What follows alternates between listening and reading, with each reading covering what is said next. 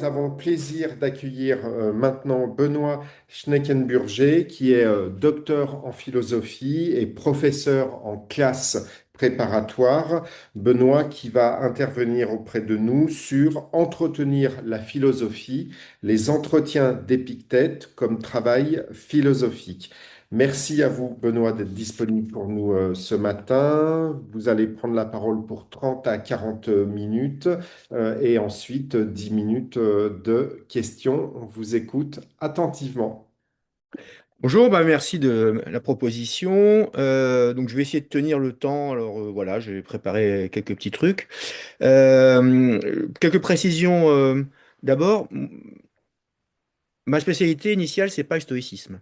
Je me suis d'abord concentré sur la question de la philosophie politique, la philosophie aussi matérialiste et les épicuriens.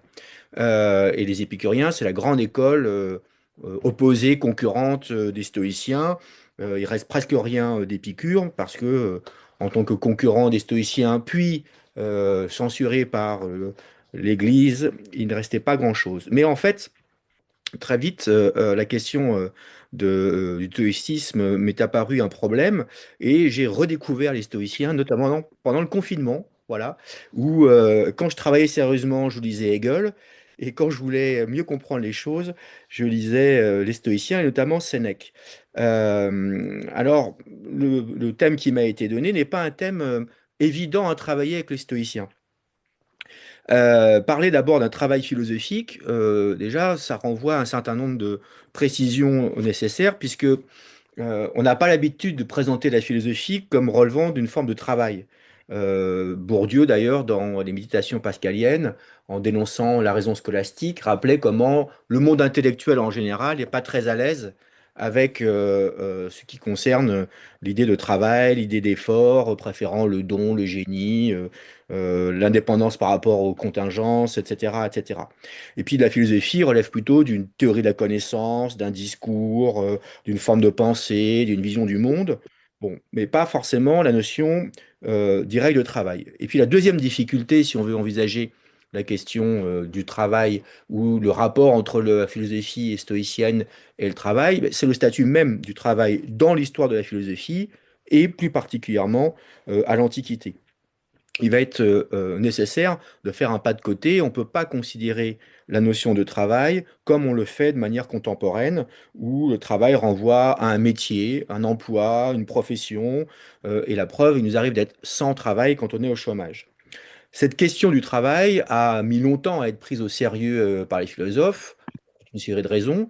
Elle apparaît plutôt à l'époque moderne, contemporaine même, euh, notamment après les travaux d'Adam Smith comme économiste classique et comme autre économiste classique, Marx. L'un y voyant la création de la valeur, l'autre y voyant le fondement de la valeur, mais aussi une forme d'aliénation. Or, à l'Antiquité, la question est socialement réglée d'un certain point de vue, puisque le travail est dédié aux esclaves et il a tout de suite une connotation péjorative. Même Aristote, le grand Aristote, se semblait acquis le fait que l'esclavage était naturel, quoi qu'il précise quand même que le jour où les navettes tisseront d'elles-mêmes, les ingénieurs n'auront plus besoin d'exécutants ni de maîtres d'esclaves. Mais globalement, la question du travail n'est pas au cœur des philosophies antiques. Et le travail, il renvoie aux nécessités vitales. Alors attention à l'étymologie qu'on rapporte souvent de tripalium comme instrument de torture pour le travail. Elle est très très contestée et elle renvoie plutôt à une idée d'effort, de contrainte que à la torture elle-même. D'ailleurs, cet effort, cette contrainte et cette douleur, on la retrouve dans d'autres acceptions de l'idée de travail, l'accouchement, la salle de travail, la punition biblique du genre humain, gagner son pain à la sueur de son front et accoucher dans la douleur, etc. Et donc, c'est plutôt autour de la notion d'effort d'abord qu'on va essayer d'aborder la question du travail dans le cadre d'une philosophie stoïcienne et plus particulièrement avec Épictète. Cet effort, c'est une prise sur soi. C'est également l'une des deux formes d'activité que l'on pratique, que les Grecs évoquaient en termes de poiesis, la production d'objets, voilà, et de praxis, qui suppose un travail sur soi. Et donc la praxis, se détache à la fois du travail au sens ordinaire de production d'objets, comme elle se sépare de la notion traditionnelle de contemplation, de méditation, de pure théorie. Et de ce point de vue, la philosophie apparaît en effet comme un effort, comme quelque chose qui suppose pas simplement une connaissance naturelle, spontanée, mais toute une série de méditations, de réflexions et même d'exercices par lesquels on va pouvoir travailler. Et c'est là aussi, il y a peut-être un point commun entre les épicuriens et les stoïciens, c'est que le sceptique Sextus Empiricus, qui a compilé toute une série de doctrines et de concepts, nous dit que pour Épicure et les épicuriens, la philosophie est une activité qui procure la vie heureuse par des discours et des raisonnements. Et c'est cette idée d'effort et d'activité qui me semble au cœur des entretiens d'Épictète. Les entretiens sont des propos, des arguments qui très souvent invitent à faire effort, à progresser et à mettre en œuvre des exercices. Donc c'est par ce biais que je pense qu'on peut mieux comprendre l'idée de travail philosophique avec les entretiens. C'est un effort qui passe à la fois par une activité personnelle, mais aussi, puisque bien souvent ce sont des conversations, par une activité avec d'autres. Alors, je vais essayer d'exposer ça sans utiliser de termes techniques grecs à profusion, c'est pas l'objet. Dans le petit là, chat, je l'envoie tout de suite une très très courte bibliographie, mais vraiment très succincte. Les textes d'Épictète, alors notamment le manuel qui est le plus abordable.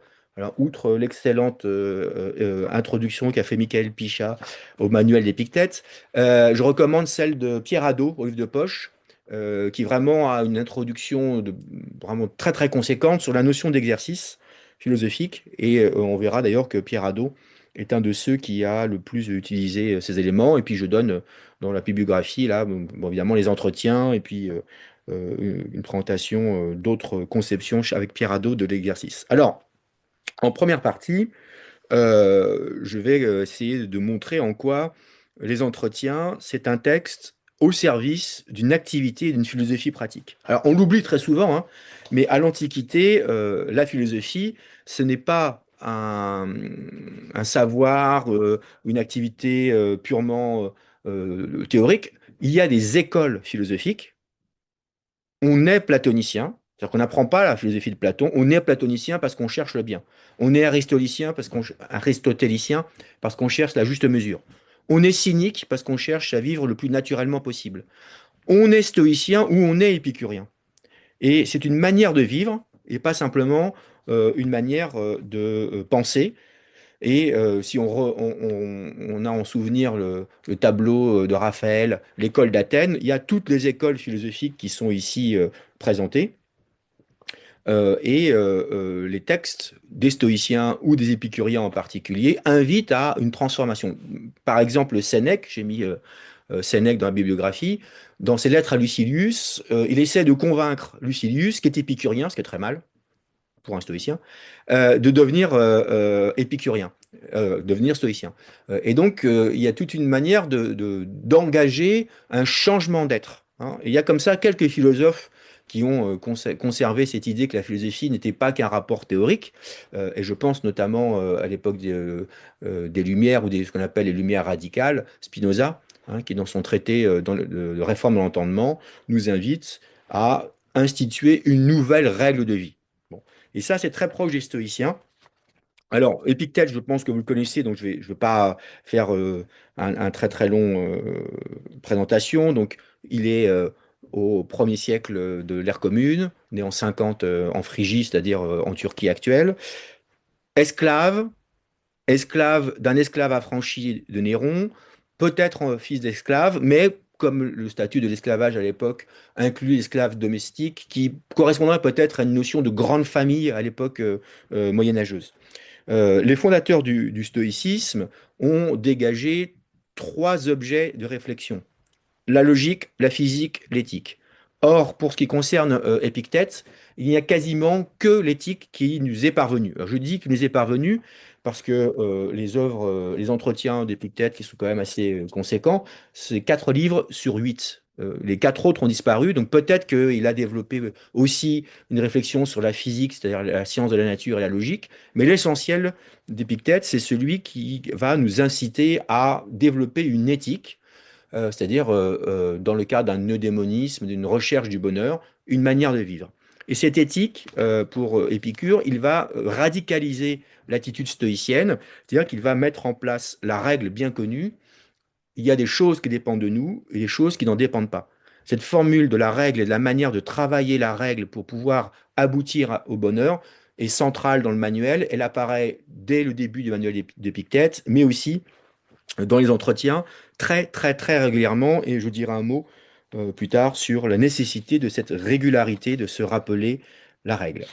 Le manuel, comme les entretiens d'Épictète, ne sont pas des textes d'Épictète. Il y a beaucoup de textes de la philosophie antique comme ça, qui ne sont pas de la main même de celui qui les a prononcés, soit parce que comme les cyniques, ils n'écrivaient quasiment pas, à part quelques lettres, soit comme Aristote, c'est souvent des notes de cours de ses élèves, et c'est le cas pour Épictète. Donc on a en fait un texte rapporté par Arien, un de ses disciples, et ce texte met en image ce que seraient sans doute les diatribes, hein, c'est le terme grec, les conversations, discussions que Épictète avait avec ses disciples, ceux qui veulent devenir des sages stoïciens.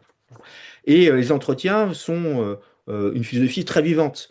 Ça fourmille de moments de vie, au bain, à table, ne négligeant aucun des tracas de la vie quotidienne. Bon, sa vie personnelle apparaît, ses douleurs, puisqu'il était, il avait eu, il a très mal à la jambe. Alors, la légende veut que c'est parce que son maître l'avait frappé et cassé la jambe, et que lui, en stoïcien, lui aurait dit, ah bah tu vois, je t'avais prévenu.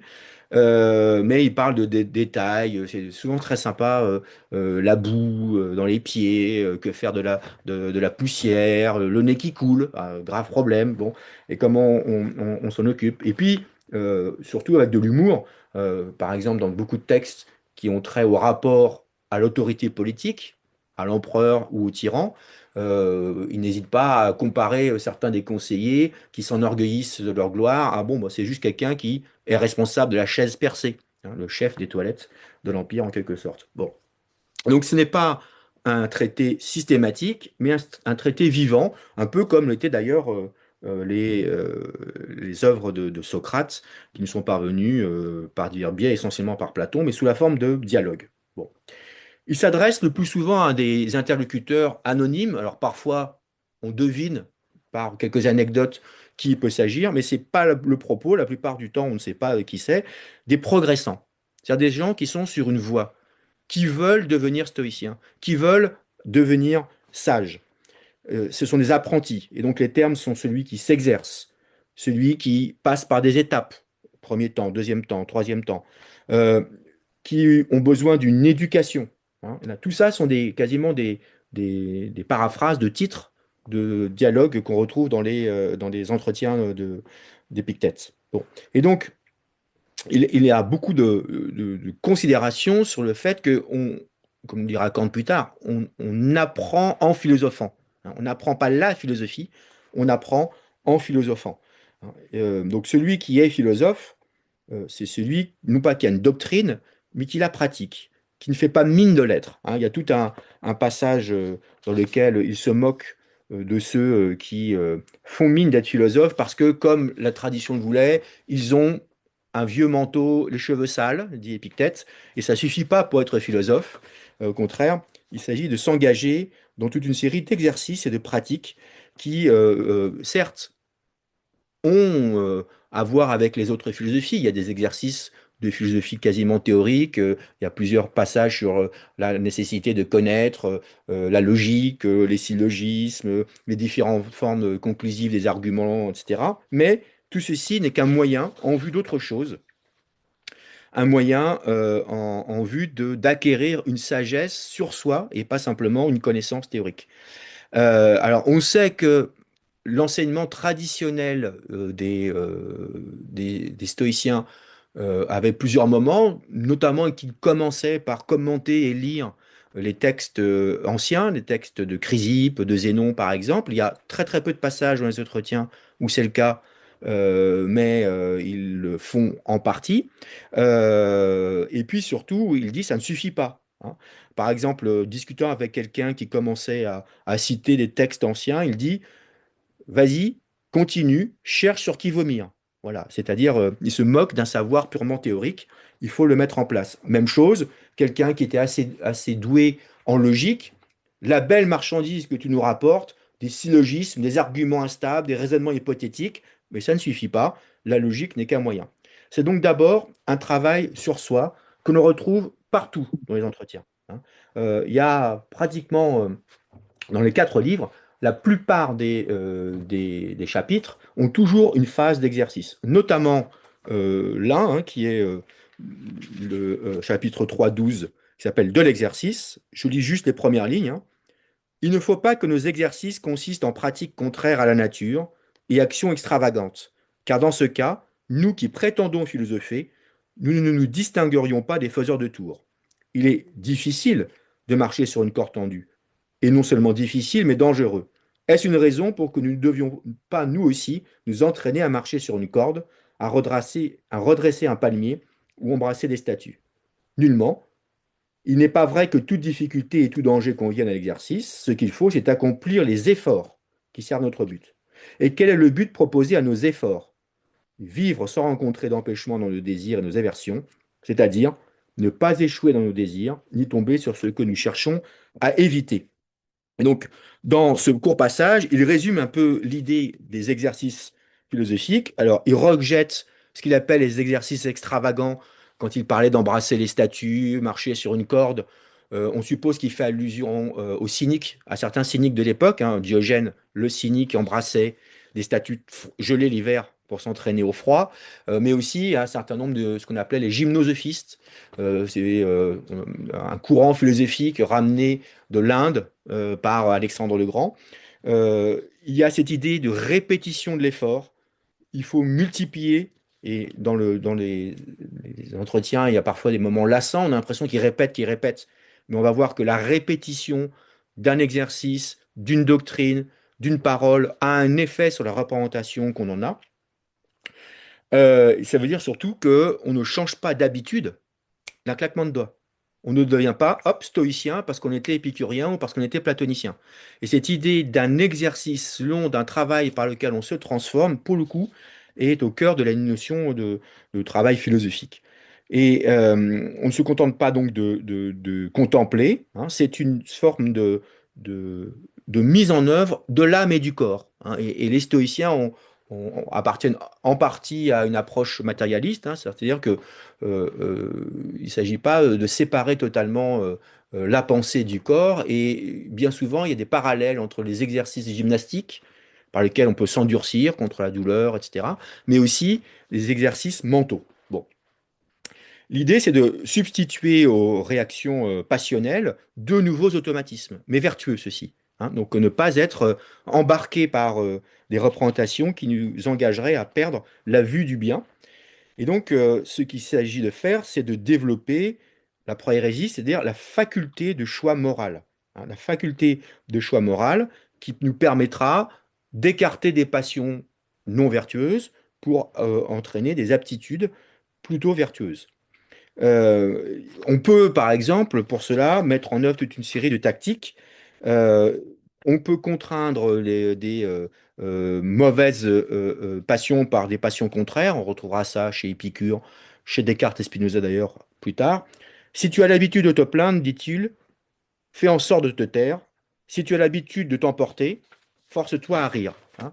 Donc, remplacer une attitude par une autre. Voilà. Et ce travail préparatoire est important. Il y a aussi un travail aussi d'ascèse, hein, c'est-à-dire de séparation des passions. On va voir comment éventuellement le faire. Et tout au cours de l'histoire du stoïcisme, l'idée d'exercice, aussi physique que mentaux, est une manière permanente d'engager le progressant à faire de la philosophie. Je dis, je cite simplement Sénèque, pour le coup, dans la lettre 14 à Lucidius. Il est des exercices courts et faciles qui déraidissent le corps, sans trop distraire. La course, le balancement des mains chargées de quelques fardeaux, le saut en hauteur ou en longueur, la danse, etc. Choisis lequel tu voudras. L'usage te le rendra plus facile. Mais quoi que tu fasses, reviens du corps à l'âme. Nuit et jour, tu dois l'exercer. On entretient sans grande peine cet exercice. Ni froid ni chaleur ne l'empêche, ni même la vieillesse. Donc il y a cette idée que on peut entraîner l'âme, l'esprit, comme on entraîne le corps, et c'est ça l'effort. Alors le premier travail à faire, ce sera mon deuxième point, c'est le travail sur soi. Et ici, Épictète ne cesse de nous ramener à ce qu'il appelle la règle, le canon, hein, la règle. Et c'est par là que commence le travail philosophique. Alors, en 2.11, je vous donnerai sur une autre feuille plus tard, je le ferai peut-être passer par Michael Pichat, les extraits que j'ai lus, hein, pour que vous les ayez après. Voilà comment on juge des choses et qu'on les pèse une fois qu'on a établi les règles. C'est cela, la philosophie, examiner et assurer les règles, pour ce qui est ensuite de s'en servir, une fois qu'elles sont connues, cette tâche est celle de l'homme de bien. Donc, il s'agit de connaître la règle et ensuite de la mettre en œuvre. Et donc, quelle est cette règle? Eh ben, c'est celle qui débute dans le manuel d'Épictète. Hein, il y a des choses qui dépendent de nous, des choses qui n'en dépendent pas. Et c'est par là qu'il commence, Arien, les entretiens d'Épictète aussi.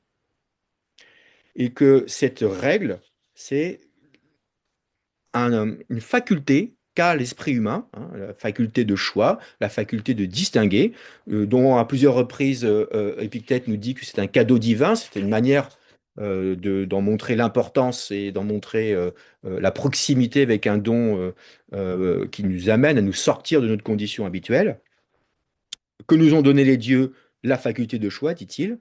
À quoi sert-elle? Alors, elle sert à faire un travail sur les représentations. L'un des aspects fondamentaux de la philosophie stoïcienne, c'est de dire que, c'est pas les seuls, hein, mais qu'on n'a évidemment pas un accès direct au monde extérieur.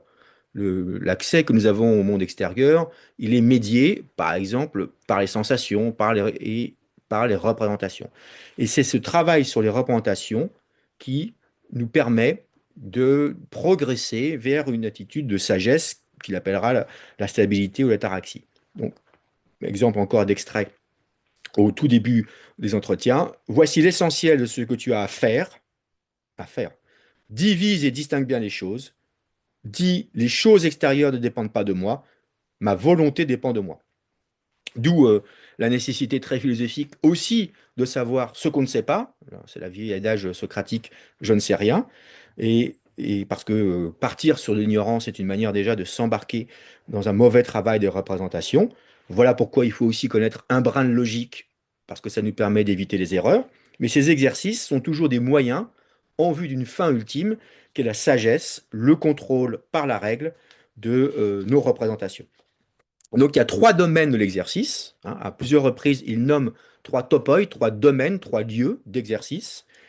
Le désir, l'action et le jugement. Le contrôle du désir, le contrôle des impulsions et des actions et le jugement que l'on donne sur nos représentations, ce sont trois manières d'exercer un, un travail philosophique sur ce qui nous est connu. Il le dit à plusieurs reprises, jusqu'à ce que vos belles pensées se fortifient en vous, jusqu'à ce que vous acquériez assez de pouvoir pour être sûr de vous, il faut s'exercer quotidiennement. Et ici, tout est prétexte à s'exercer. C'est la réflexion sur la nourriture, sur les violences subies, sur les injures, à chaque fois pour orienter, excusez-moi, pour orienter l'âme à s'habituer à résister, à être emballé par les représentations, tout peut être prétexte. Et notamment les actes de la vie quotidienne. Il ne s'agit pas d'avoir un exercice de la règle d'abord d'emblée sur des choses très importantes. Il faut donc aller par gradation. C'est un progressant, le philosophe, celui qui va peu à peu, hein. Il faut fuir, au début, dit-il, fuis les passions qui sont trop fortes. Premier exemple qu'il donne, le combat est inégal quand une jolie fille s'attaque à un jeune qui commence à philosopher. Voilà, l'amour, par exemple, est quelque chose, une passion qui est d'emblée trop violente. C'est pas par ça qu'il faut commencer. Il faut, dit-il, commencer par de petites choses. Et première règle, ne pas se faire embarquer, hein. Prendre le temps d'arrêter la représentation, et ça c'est un exercice qui consiste à, quand une information nous arrive, bah, à ne pas vouloir tout de suite y répondre, pas tout de suite se laisser embarquer, c'est le terme qui est utilisé. Il dit, il ne faut pas accepter une représentation sans examen, mais il faut lui dire, attends, laisse-moi voir qui tu es et d'où tu viens, hein. Donc, quand quelque chose nous vient à l'esprit, on s'arrête, on souffle, on fait ce qu'on... Voilà. Et du coup, à partir de là, on peut observer cette représentation. Et le travail commence par examiner la représentation qui nous est venue à l'esprit. Par exemple, il nous dit, il faut distinguer le coup de tonnerre, le bruit, de la peur qu'on en a. Ce sont deux éléments de la représentation qui ont l'air confondus, mais ce n'est pas la même chose. Ensuite, sur ce type, sur les représentations, on peut distinguer le discours intérieur qu'on a mis sur la sensation, c'est atroce, c'est épouvantable, c'est affreux, j'en peux plus, et la représentation elle-même. Et selon la représentation, on pourra ensuite y acquiescer ou au contraire la rejeter parce qu'on a compris qu'elle était trouble, qu'elle ne dépendait pas de nous, qu'elle avait des éléments qui ne nous appartenaient pas. Et ça, encore une fois, il faut le faire pas seulement quand on a des représentations qui nous arrivent, qui sont stressantes, difficiles ou horribles, tout le temps, pour s'habituer à le faire. Je dis souvent à mes étudiants, moi, quand je prends le train à Saint-Lazare le matin, comme j'y vais en vélo, j'ai le vélo dans l'escalator, tous les jours, je me fais bousculer. Voilà, parce que on me bouscule. Ouais, voilà, je ne m'énerve plus, je distingue le fait que les gens sont occupés à faire autre chose, ils avancent, mais c'est une occasion d'exercer son pouvoir de représentation. Il faut s'y exercer quotidiennement. Par exemple, au premier chapitre du livre 4, qui est un des chapitres les plus longs des entretiens qui concerne la liberté, il nous dit la chose suivante. Voici l'exercice que tu devrais pratiquer du matin au soir. Commence par les choses les plus insignifiantes. Un vase, une coupe, un petit chien, un petit chat, pardon, un petit cheval, un petit champ. De là, passe à toi-même, à ton corps, aux membres de ton corps, à tes enfants, à ta femme, à tes frères. Regarde bien tout autour de toi et rejette tout cela loin de toi. Purifie tes jugements de manière à ce que rien de ce qui n'est pas à toi ne finisse par adhérer à toi pour faire partie de toi. Je regarde le temps, j'ai encore un peu de temps. Voilà, je vais aller un peu plus vite. Et en faisant des exercices quotidiens, comme au gymnase, vous voyez, on ne fait pas d'emblée sans pompe, hein, on commence doucement. Dis-toi non pas que tu pratiques la philosophie, mais que tu présentes un émancipateur au juge, c'est-à-dire qu'on apprend à se libérer. Même chose dans le manuel, commence par des petites choses, etc., etc. Il le dit, hein, ce n'est pas un travail facile, hein. Par exemple, 1,22, celui qui philosophe réellement est dans les douleurs de l'enfantement. C'est pas facile d'apprendre à manipuler les représentations. Mais par gradation, on peut ensuite aller des petites choses, hein, la coupe qui se casse, les gants qu'on perd dans les trains, ça m'est arrivé il y a 3 jours, et en distinguant ce qui est à moi, ce qui n'est pas à moi, on va ensuite pouvoir apprendre à manipuler une représentation. On peut se rappeler les exemples historiques, hein. Il écrit quelque temps après que Néron ait accepté de se suicider stoïquement, dirait-on aujourd'hui, après l'ordre donné par Néron. Et puis, il donne des exemples. Un sénateur qui sait qu'on va le juger, bah, pendant le jugement, il s'entraîne, c'est l'heure de manger, il va manger. Il est exilé, il choisit un restaurant sur la route, etc., etc. Il donne des exemples historiques de gens qui ont pu relativiser les représentations. Il faut donc substituer progressivement des représentations les unes aux autres, et l'un des moyens, c'est de casser les représentations. C'est ce qu'on appelle la décomposition physique des représentations. Bon, un téléphone portable, c'est pas toute notre vie. Un téléphone portable, c'est d'abord une pièce de métal, une pièce d'acier, de plastique, il a un coût, etc., etc. Il faut multiplier les points de vue.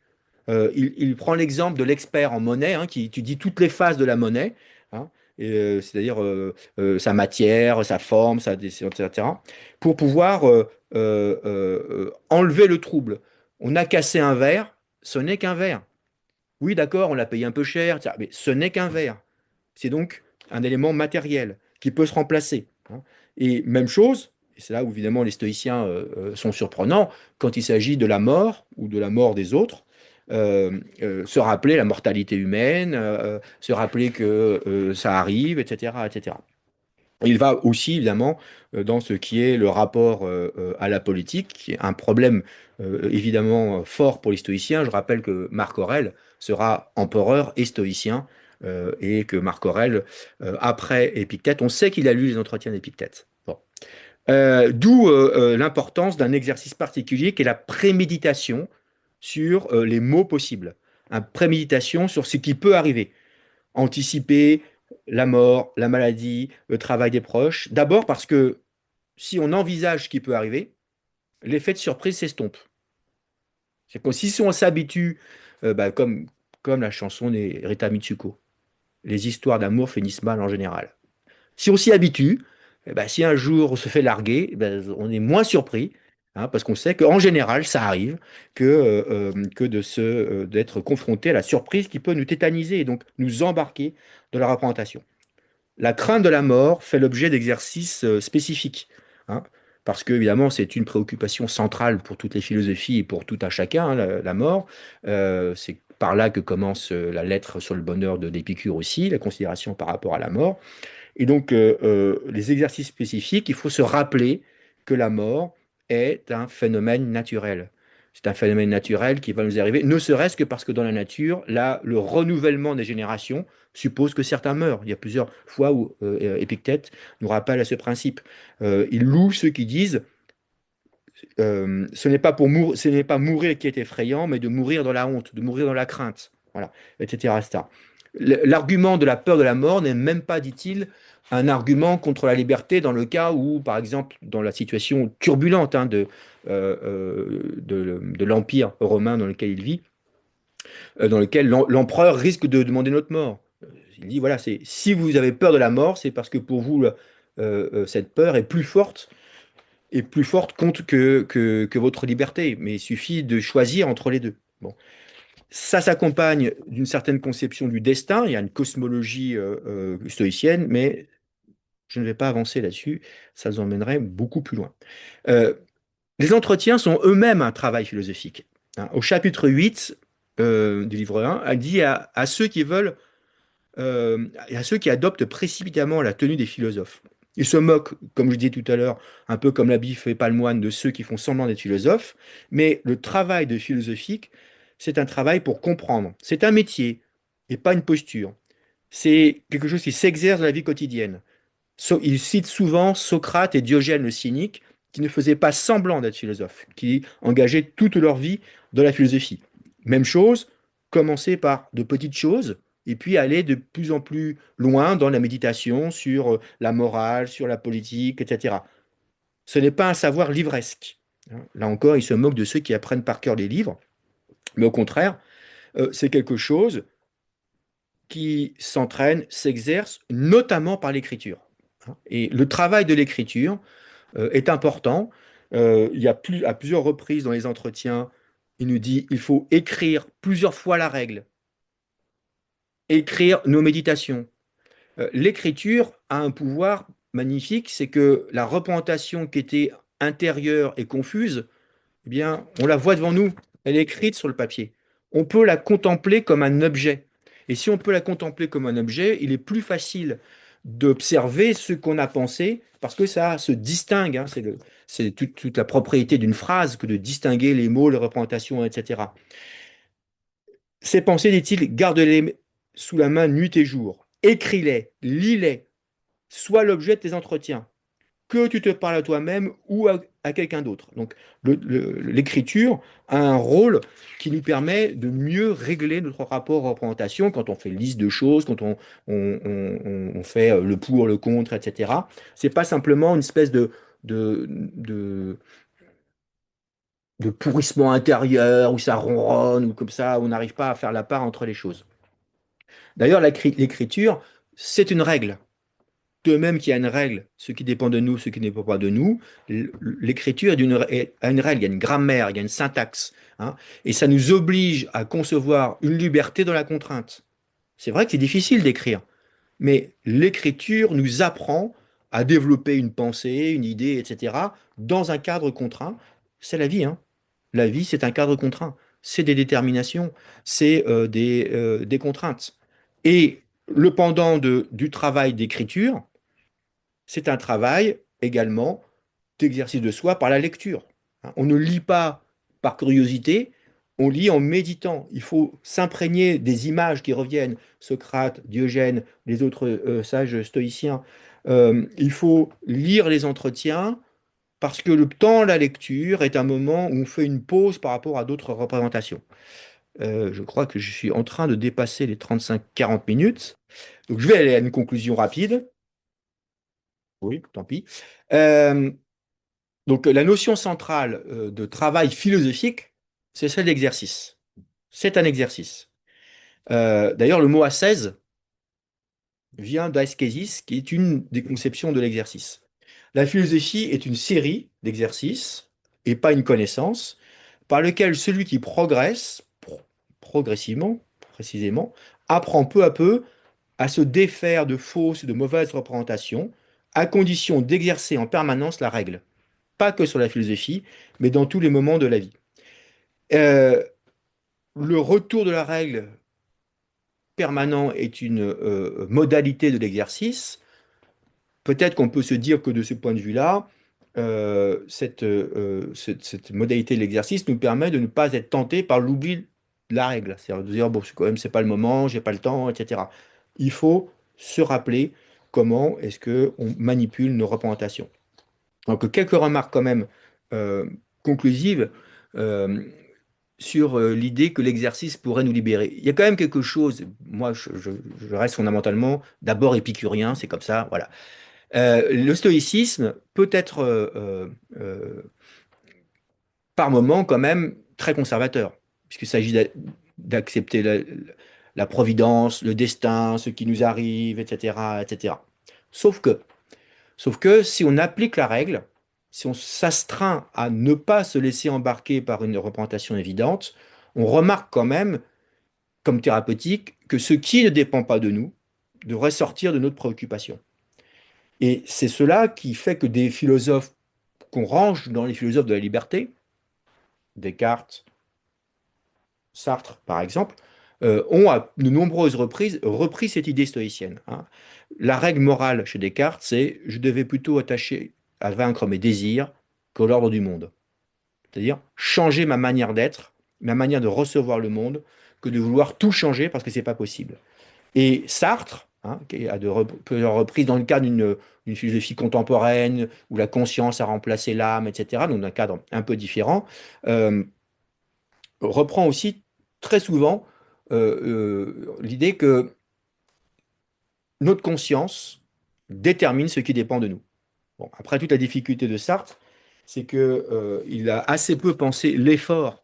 Hein, il y a très peu de textes de Sartre où il dit comment est-ce que la conscience peut se purifier, comment la conscience peut être authentique. Et il a laissé d'ailleurs sa morale et son projet à l'état de brouillon, hein, c'est le cahier pour une morale.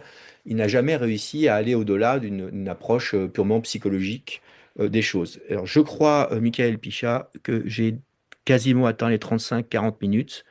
Je ne me rends pas compte qu'à moins 15 plus 20, 35. Oui, c'est ça. Donc, je pense qu'il faut laisser un peu de temps à la discussion.